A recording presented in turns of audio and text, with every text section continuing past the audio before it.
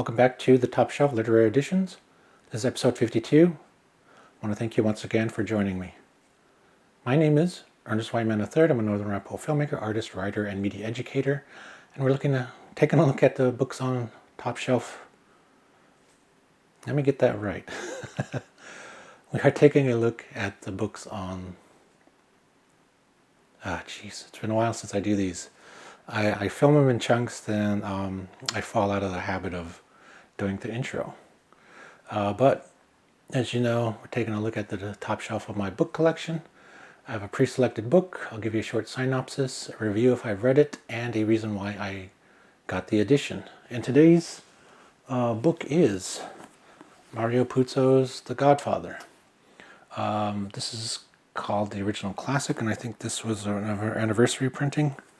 But this was in my top 10 books for a long time before I read many other things and it just booted it out. But everybody, I think, knows the story of The Godfather, mainly based from the movies. But what I think people misunderstand about this is that at the time, Mario Puzo wasn't writing mafioso crime stories. He is writing different stories on the experience of Sicilian and Italian immigrants in America. And The Godfather fell in that realm of Italian immigrants coming and achieving the American dream through crime.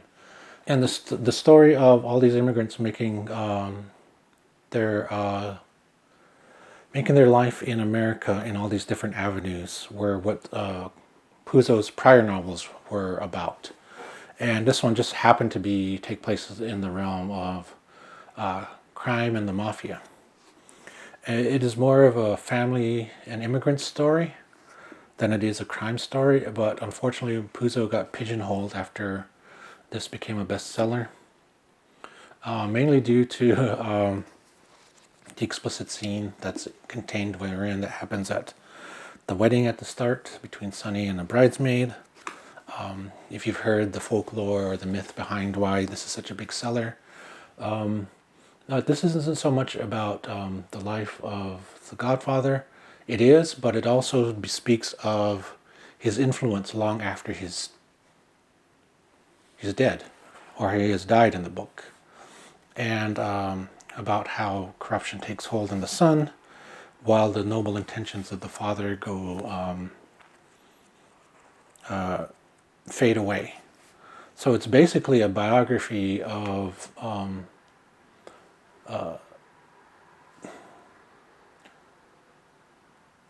Don Vito Corleone, from his time as a young boy in Corleone, Sicily, to the time of his death. But then the story takes on the influence of the Godfather beyond his realm and after he'd passed.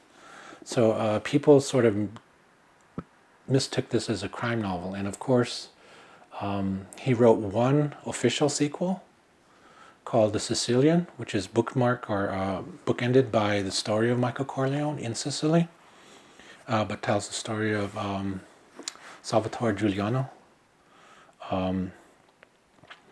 But of course there was several terrible book sequels also written that were just basic mafia crime novels with, Sicilian initiation rites and crazy crime nicknames and stuff like that.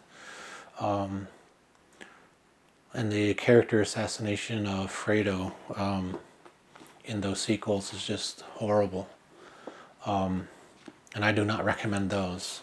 If you read anything of it, just read this and make sure you don't peg it as just a crime novel, but as a biography of an immigrant making his way and achieving the American dream through the use of crime.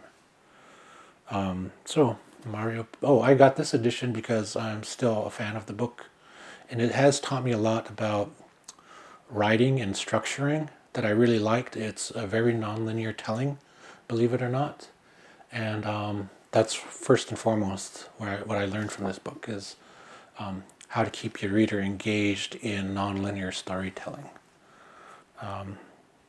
So the Godfather by Mario Puzo is on the top shelf today.